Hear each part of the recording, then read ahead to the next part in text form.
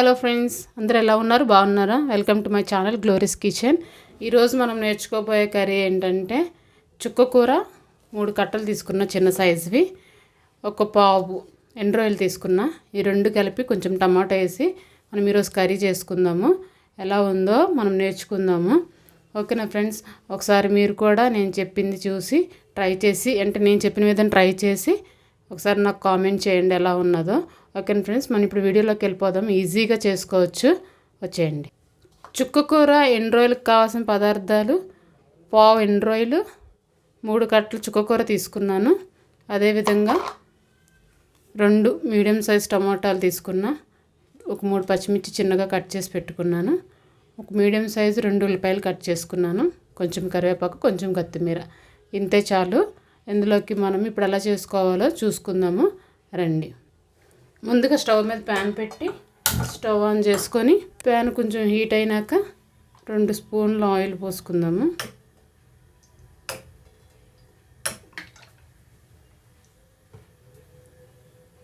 ఈ ఆయిల్లోకి ఇప్పుడు మనం పావు టేబుల్ స్పూన్ ఆవాలు, పావు టేబుల్ స్పూన్ జీలకర్ర, అలాగే 2 దంచి పెట్టుకున్న వెల్లుల్లిపాయలు వేసుకుందాము. ఫ్లేవర్ కోసం 2 ఎండుమిర్చి వేసుకుందాము. ఓకేనా ఫ్రెండ్స్? ఇందులోకి పచ్చిశనగపప్పు ఒక పావు టీ స్పూన్ వేసుకుందాము. ఇవన్నీ కొంచెం బాగా మాగినాక ఇప్పుడు ఇందులోకి ఎండు రొయ్యలు వేసుకుందాము. నేను ఎండు రొయ్యలు ఇవన్నీ వేసినాక ఎందుకు వేయించుతున్నానో చెప్తాను మీకు.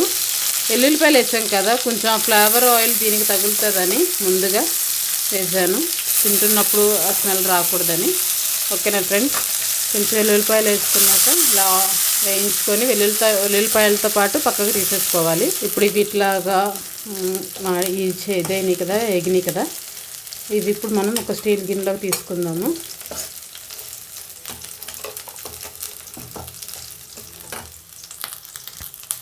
ఇప్పుడు ఇందులోకి మనం కట్ చేసి పెట్టుకున్న ఆనియన్స్, చిల్లీ వేసుకుందాము. 2 మీడియం సైజ్ ఆనియన్స్ చిన్న ముక్కలుగా కట్ చేసుకొని వేసుకున్నాము. ఇందులోకి ఒక రెబ్బ కరివేపాకు, అలాగే 3 పచ్చిమిర్చి చిన్నగా కట్ చేసుకొని, ఆకుకూర కదా కొంచెం కారంగా ఉంటే బాగుంటుంది, వేసుకోండి. పచ్చిమిర్చి మీకు ఇష్టం ఉన్న వాళ్ళు కొంచెం ఎక్కువ వేసుకోండి. ఓకేనా ఫ్రెండ్స్? ఇప్పుడు ఇవి ఇట్లా మాగుతుండగా మనం ఇప్పుడు ఇందులోకి మనం హాఫ్ టేబుల్ స్పూన్ వెల్లుల్లిపాయ పేస్ట్ వేసుకుందాము. అలాగే పావు టేబుల్ స్పూన్ పసుపు, పావు టేబుల్ స్పూన్ సాల్ట్ వేసుకుందాము. ఈ 3 మంచిగా కలుపుకుందాం ఫ్రెండ్స్, పచ్చివాసన పోయేదాకా.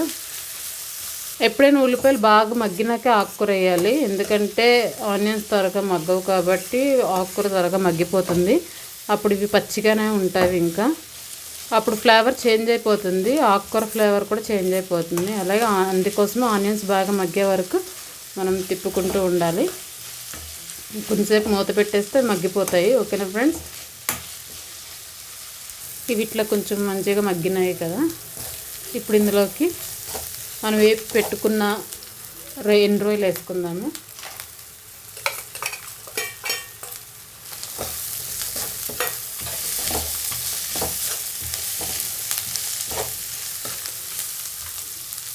ఇందులోకి మనం తరిగి పెట్టుకున్నాం కదా, ఇప్పుడు ఆకుకూర వేసేసుకుందాం, మొత్తం చుక్కకూర మొత్తం. Okay friends?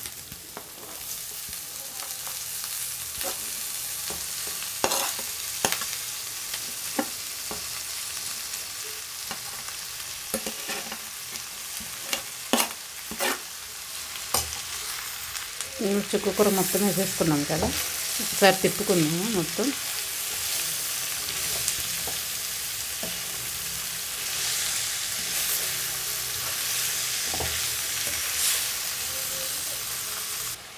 ఇలా మగ్గుతాయి, తొందరగా మగ్గిపోతుంది ఫ్రెండ్స్ ఆకుకూర. ఇట్లా చూడండి, ఆకులో నుండి ఇలా వాటర్ వచ్చి ఇదే మగ్గిపోతుంది ఫాస్ట్గా. ఓకేనా? ఇప్పుడు దీని మీద మనం కట్ చేసి పెట్టుకున్న టమాటా పీసెస్ ఉన్నాయి కదా, అవి పైన వేసేసుకొని కలపొద్దు, జస్ట్ పైన వేసేసుకొని మూత పెట్టేసుకుందాం, మగ్గిపోతుంది. ఓకేనా ఫ్రెండ్స్?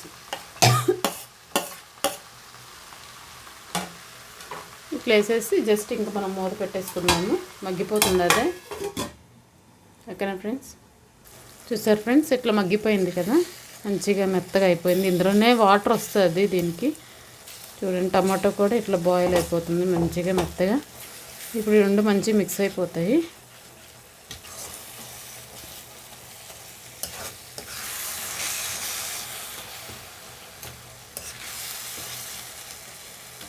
ఇప్పుడు మీకు ఇష్టమైతే దీంట్లోకి ఏమైనా మసాలా వేసుకోవాలనుకుంటే ధనియాల పౌడర్ ఇంకా గరం మసాలా అంటే వేసుకోవచ్చు.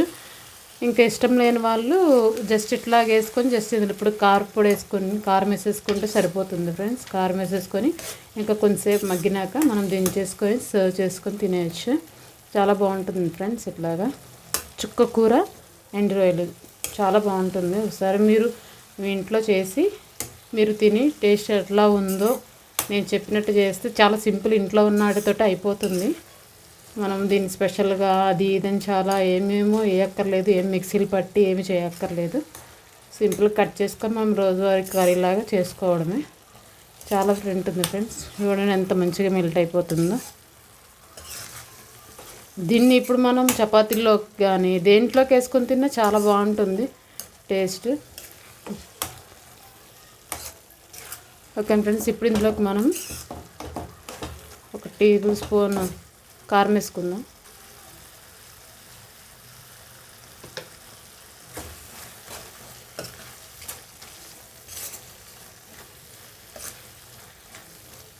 ఇప్పుడు మనం కారం వేసుకున్నాం కదా ఫ్రెండ్స్, అలాగే ఇప్పుడు దీనిపైన మనం కొంచెం కొత్తిమీర జల్లేసి మూత పెట్టేసి ఒక 2-3 సెకండ్స్ తర్వాత స్టవ్ ఆఫ్ చేసేసుకోవచ్చు. కారం మగ్గిపోతుంది, ఉడికిపోతుంది. అలాగే కొత్తిమీర కూడా ఫ్లేవర్ పైన అట్లా చల్లితే చాలా బాగుంటుంది టేస్ట్. ఓకేనా ఫ్రెండ్స్, చూద్దాము.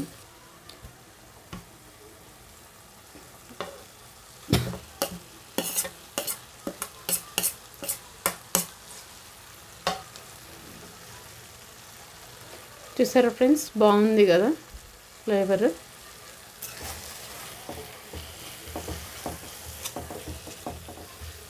ఇప్పుడు మనం మూత పెట్టేసుకొని ఒక 2 to 5 సెకండ్స్ వరకు ఉంచుకొని స్టవ్ ఆఫ్ చేసేసుకున్నాము.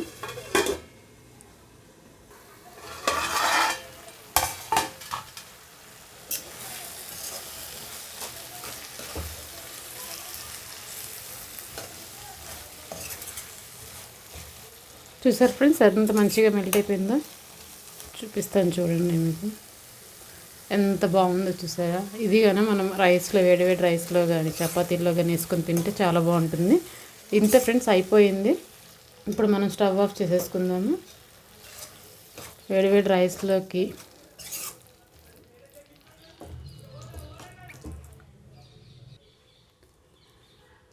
చూడండి, ఇప్పుడు మనం రైస్లోకి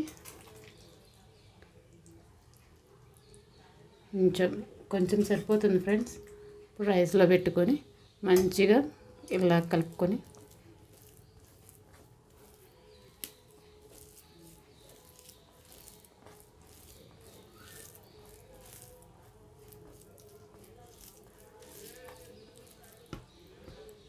సూపర్ టేస్ట్ ఉంటుంది ఫ్రెండ్స్. మీరు కూడా తిని మీరు కూడా ట్రై చేసి ఎట్లా ఉందో కామెంట్ చేయండి. అలాగే లైక్ చేసి షేర్ చేసి సబ్స్క్రైబ్ చేయండి friends. Please support me. Thank you friends.